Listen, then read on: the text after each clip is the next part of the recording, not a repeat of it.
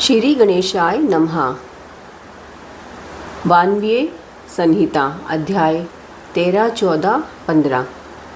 भगवान रुद्र के ब्रह्मा जी के मुख से प्रकट होने का रहस्य।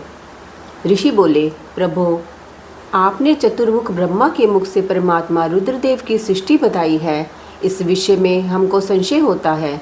जो प्रलय काल में कुपित होकर ब्रह्मा, विष्णु और अग्नि सहित समस्त लोक का संहार कर डालते हैं, जिन्हें ब्रह्मा और विष्णु भय से प्रणाम करते हैं, जिन लोक संहारकारी महेश्वर के वश में वे दोनों सदा ही रहते हैं, जिन महादेव जी ने पूर्व काल में ब्रह्मा और विष्णु को अपने शरीर से प्रकट किया था, जो प्रभु सदा ही उन दोनों के योग क्षेम का निर्वाह करने वाले हैं, वे आदिदेव पुरातन पुरुष भगवान रुद्र अव्यक्त जन्मा ब्रह्मा के पुत्र कैसे हो गए। तात भगवान ब्रह्मा ने मुनियों से जैसी बात बताई थी वह सब आप ठीक ठीक कहिए। भगवान शिव के उत्तम यश का श्रवण करने के लिए हमारे हृदय में बड़ी श्रद्धा है। वायु देवता ने कहा, ब्राह्मणों, तुम सब लोग जिज्ञासा में कुशल हो, अतः तुमने यह बहुत ही उचित प्रश्न किया है। मैंने भी पूर्व काल में पितामह ब्रह्मा जी के समक्ष यही प्रश्न रखा था। उसके उत्तर में पितामह ने मुझसे जो कुछ कहा था वही मैं तुम्हें बताऊंगा। जैसे रुद्रदेव उत्पन्न हुए और फिर जिस प्रकार ब्रह्मा और विष्णु की परस्पर उत्पत्ति हुई, वह सब विषय सुना रहा हूँ। ब्रह्मा, विष्णु और रुद्र तीनों ही कारणात्मा हैं। वे क्रमशः चराचर जगत की सृष्टि, पालन और संहार के हेतु हैं और साक्षात महेश्वर से प्रकट हुए हैं। उनमें परम ऐश्वर्य विद्यमान है। वे परमेश्वर से भावित और उनकी शक्ति से अधिष्ठित हो सदा उनके कार्य करने में समर्थ होते हैं। पूर्व काल में पिता महेश्वर ने ही उन तीनों को 3 कर्मों में नियुक्त किया था। ब्रह्मा की सृष्टि कार्य में, विष्णु की रक्षा कार्य में तथा रुद्र की संहार कार्य में नियुक्ति हुई थी। कल्पांतर में परमेश्वर शिव के प्रसाद से रुद्रदेव ने ब्रह्मा और नारायण की सृष्टि की थी। इसी तरह दूसरे कल्प में जगन में ब्रह्मा ने रुद्र और विष्णु को उत्पन्न किया था। फिर कल्पांतर में भगवान विष्णु ने भी रुद्र तथा ब्रह्मा की सृष्टि की थी। इस तरह पुनः ब्रह्मा ने नारायण की और रुद्रदेव ने ब्रह्मा की सृष्टि की। इस प्रकार विभिन्न कल्पों में ब्रह्मा, विष्णु और महेश्वर परस्पर उत्पन्न होते और एक दूसरे का हित चाहते हैं। उन कल्पों के वृत्तांत को लेकर महर्षिगण उनके प्रभाव का वर्णन किया करते हैं। प्रत्येक कल्प में भगवान रुद्र के आविर्भाव का जो कारण है उसे बता रहा हूँ। उन्हीं के प्रादुर्भाव से ब्रह्मा जी की सृष्टि का प्रवाह अविच्छिन्न रूप से चलता रहता है। ब्रह्मांड से उत्पन्न होने वाले ब्रह्मा प्रत्येक कल्प में प्रजा की सृष्टि करके प्राणियों की वृद्धि न होने से जब अत्यंत दुखी हो मूर्छित हो जाते हैं, तब उनके दुख की शांति और प्रजा वर्ग की वृद्धि के लिए उन कल्पों में रुद्रगणों के स्वामी काल स्वरूप नील लोहित महेश्वर रुद्र अपने कारणभूत परमेश्वर की आज्ञा से ब्रह्मा जी के पुत्र होकर उन पर अनुग्रह करते हैं। वे ही तेजो राशि, अनामय, अनादि, अनंत, धाता, भूत संहारक और सर्वव्यापी भगवान ईश परम ऐश्वर्य से संयुक्त, परमेश्वर से भावित और सदा उन्हीं की शक्ति से अधिष्ठित हो, उन्हीं के चिन्ह धारण करते हैं, उन्हीं के नाम से प्रसिद्ध हो, उन्हीं के समान रूप धारण कर उनके कार्य करने में समर्थ होते हैं। उनका सारा व्यवहार उन्हीं परमेश्वर के समान होता है। ये उनकी आज्ञा के पालक हैं। सहस्रों सूर्यों के समान उनका तेज है। वे अर्धचंद्र को आभूषण के रूप में धारण करते हैं। उनके हार, बाजूबंद और कड़े सर्पमय हैं। वे मूंज की मेखला धारण करते हैं। जलंधर, विरिंच और इंद्र उनके सेवा में खड़े रहते हैं तथा हाथ में कपालखंड उनकी शोभा बढ़ाता है। गंगा की ऊंची तरंगों से उनके पिंगल वर्ण वाले केश और मुख भीगे रहते हैं। उनके कमनीय कैलाश पर्वत के विभिन्न प्रांत टूटी हुई दाढ़ वाले सिंह आदि वन्य पशुओं से आक्रांत है। उनके बाएं कानों के पास गोलाकार कुंडल झिलमिलाता रहता है। वे महान वृषभ पर सवारी करते हैं। उनकी वाणी महान मेघ की गर्जना के समान गंभीर है। कांति प्रचंड अग्नि के समान उद्दीप्त है और बल पराक्रम भी महान है। इस प्रकार ब्रह्मपुत्र महेश्वर का विशाल रूप बड़ा भयानक है। वे ब्रह्मा जी को विज्ञान देकर सृष्टि कार्य में उनकी सहायता करते हैं। अतः रुद्र के कृपा प्रसाद से प्रत्येक कल्प में प्रजापति की प्रजा सृष्टि प्रवाह रूप से नित्य बनी रहती है। एक समय ब्रह्मा जी ने नील लोहित भगवान रुद्र से सृष्टि करने की प्रार्थना की। तब भगवान रुद्र ने मानसिक संकल्प के द्वारा बहुत से पुरुषों की सृष्टि की। वे सब के सब उनके अपने ही समान थे। सबने जटाजूट धारण कर रखे थे। सभी निर्भय, नीलकंठ और त्रिनेत्र थे। जरा और मृत्यु उनके पास नहीं पहुंचने पाती थी। चमकीले शूल उनके श्रेष्ठ आयुध थे। उन रुद्रगणों ने संपूर्ण 14 भुवनों को आच्छादित कर लिया था। उन विविध रुद्रों को देखकर पितामह ने रुद्रदेव से कहा, देवेश्वर, आपको नमस्कार है। आप ऐसी प्रजाओं की सृष्टि ना कीजिए, आपका कल्याण हो। अब दूसरी प्रजाओं की सृष्टि कीजिए जो मरण धर्म वाली हो। ब्रह्मा जी के ऐसा कहने पर परमेश्वर रुद्र उनसे हंसकर बोले, मेरी सृष्टि वैसी नहीं होगी। अशुभ प्रजाओं की सृष्टि तुम ही करो। ब्रह्मा जी से ऐसा कहकर संपूर्ण भूतों के स्वामी भगवान रुद्र उन रुद्रगणों के साथ प्रजा की सृष्टि के कार्य में निवृत्त हो गए। ब्रह्मा जी के द्वारा अर्धनारीश्वर रूप की स्तुति तथा उस स्तोत्र की महिमा। वायुदेव कहते हैं, जब फिर ब्रह्मा जी की रची हुई प्रजा बढ़ ना सकी, तब उन्होंने पुनः मैथुनी सृष्टि करने का विचार किया।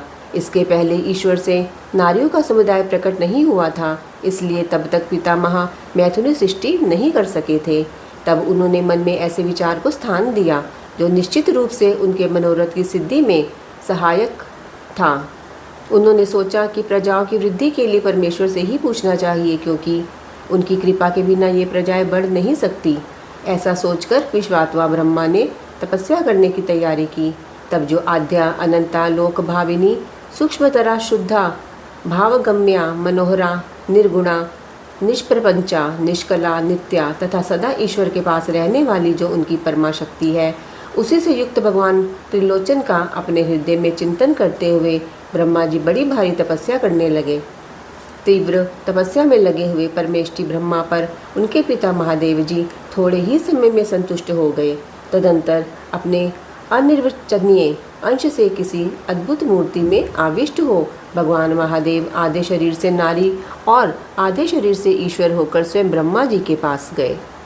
उन सर्वव्यापी, सब कुछ देने वाले, सत असत से रहित, समस्त उपमाओं से शून्य, शरणागत वत्सल और सनातन शिव को दंडवत प्रणाम करके ब्रह्मा जी उठे और हाथ जोड़ महादेव जी तथा महादेवी पार्वती की स्तुति करने लगे।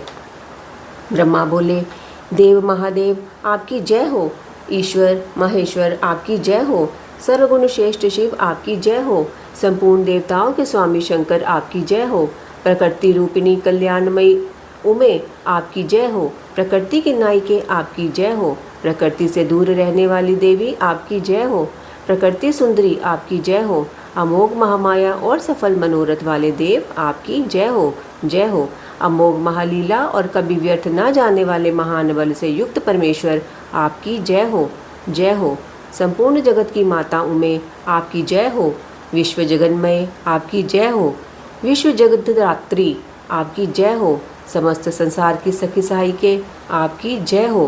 प्रभु आपका ऐश्वर्य तथा धाम दोनों सनातन है, आपकी जय हो, जय हो। आपका रूप और अनुचर वर्ग भी आपकी ही भांति सनातन है, आपकी जय हो, जय हो। अपने 3 रूपों द्वारा तीनों लोकों का निर्माण, पालन और संहार करने वाली देवी आपकी जय हो, जय हो, जय हो। तीनों लोकों अथवा आत्मा, अंतरात्मा और परमात्मा, तीनों आत्माओं की नायिके आपकी जय हो। प्रभो, जगत के कारण तत्वों का प्रादुर्भाव और विस्तार आपकी कृपा दृष्टि के ही अधीन है, आपकी जय हो। प्रलय काल में आपकी उपेक्षा युक्त कटाक्षपूर्ण दृष्टि से जो भयानक आग प्रकट होती है, उसके द्वारा सारा भौतिक जगत भस्म हो जाता है, आपकी जय हो। देवी, आपके स्वरूप का सम्यक ज्ञान देवता आदि के लिए भी असंभव है, आपकी जय हो। आप आत्मतत्व के सूक्ष्म ज्ञान से प्रकाशित होती हैं, आपकी जय हो। ईश्वरी, आपने स्थूल आत्मशक्ति से चराचर जगत को व्याप्त कर रखा है, आपकी जय हो, जय हो।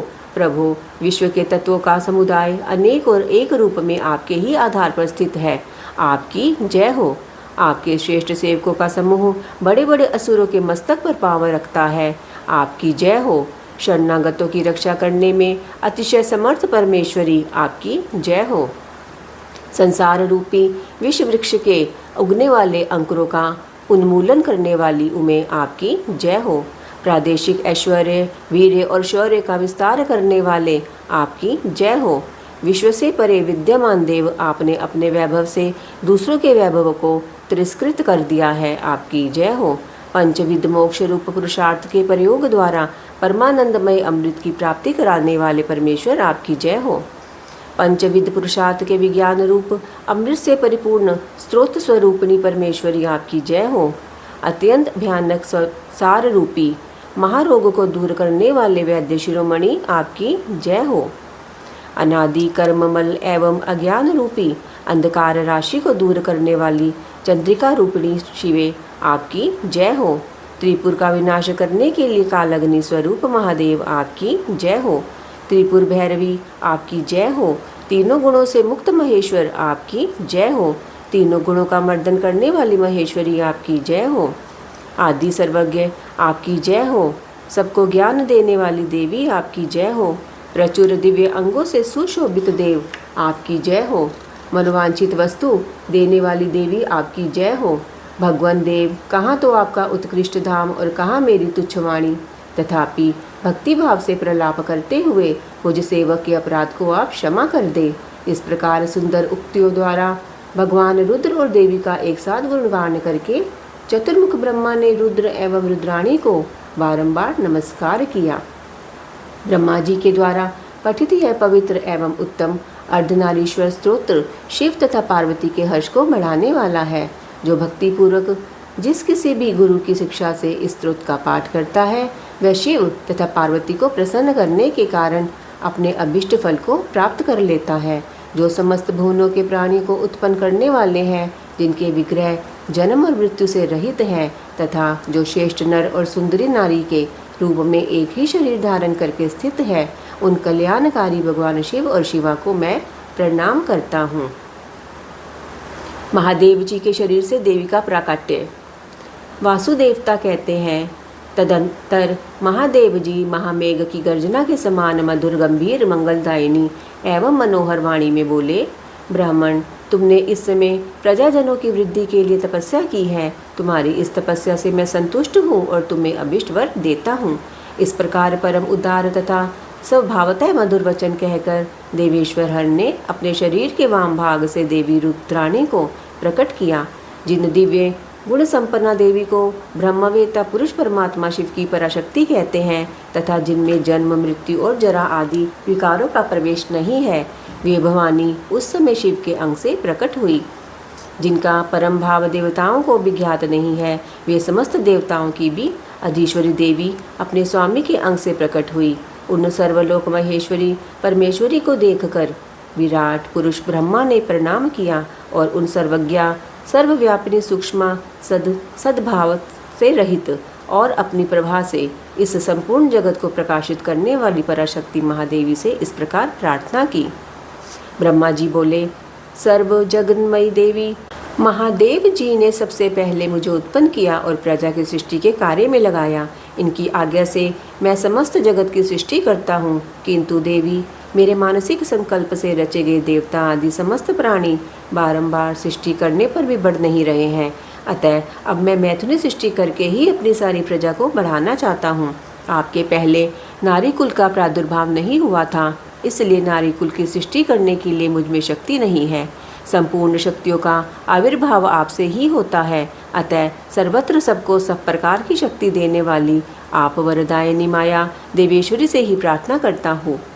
संसार भय को दूर करने वाली सर्वव्यापिनी देवी, इस चराचर जगत की वृद्धि के लिए आप अपने एक अंश से मेरे पुत्र दक्ष की पुत्री हो जाइए। ब्रह्मा योनि ब्रह्मा के इस प्रकार याचना करने पर देवी रुद्राणी ने अपनी भुवों के मध्य भाग से अपने ही समान कांतिमती एक शक्ति प्रकट की। उसे देख देवेश्वर हंसने लगे और कहा, तुम तपस्या द्वारा ब्रह्मा जी की आराधना करके उनका मनोरथ पूर्ण करो। परमेश्वर शिव की इस आज्ञा को शिरोधार्य करके वह देवी ब्रह्मा जी की प्रार्थना के अनुसार दक्ष की पुत्री हो गई। इस प्रकार ब्रह्मा जी को ब्रह्म रूपिणी अनुपम शक्ति देकर देवी शिवा महादेव जी के शरीर में प्रविष्ट हो गई। फिर महादेव जी भी अंतर्ध्यान हो गए। तभी से इस जगत के भीतर स्त्री जाति में भोग प्रतिष्ठित हुआ और मैथुन द्वारा प्रजा की सृष्टि कार्य चलने लगा। मुनिवरों, इससे ब्रह्मा जी को भी आनंद और संतोष प्राप्त हुआ। देवी से शक्ति के प्रादुर्भाव का यह सारा प्रसंग मैंने तुम्हें कह सुनाया। प्राणियों की सृष्टि के प्रसंग में इस विषय का वर्णन किया गया है। यह पुण्य की वृद्धि करने वाला है, अतः अवश्य सुनने योग्य है। जो प्रतिदिन देवी से शक्ति के प्रादुर्भाव की इस कथा का कीर्तन करता है, उसे सब प्रकार का पुण्य प्राप्त होता है तथा वह शुभ लक्षण पुत्र पाता है। वायु देवता कहते हैं, इस प्रकार महादेव से ही सनातन पराशक्ति को पाकर प्रजापति ब्रह्मा मैथुनी सृष्टि करने की इच्छा लेकर स्वयं भी आधे शरीर से अद्भुत नारी और आधे शरीर से पुरुष हो गए। आधे शरीर से जो नारी उत्पन्न हुई थी वह उनसे शतरूपा ही प्रकट हुई थी।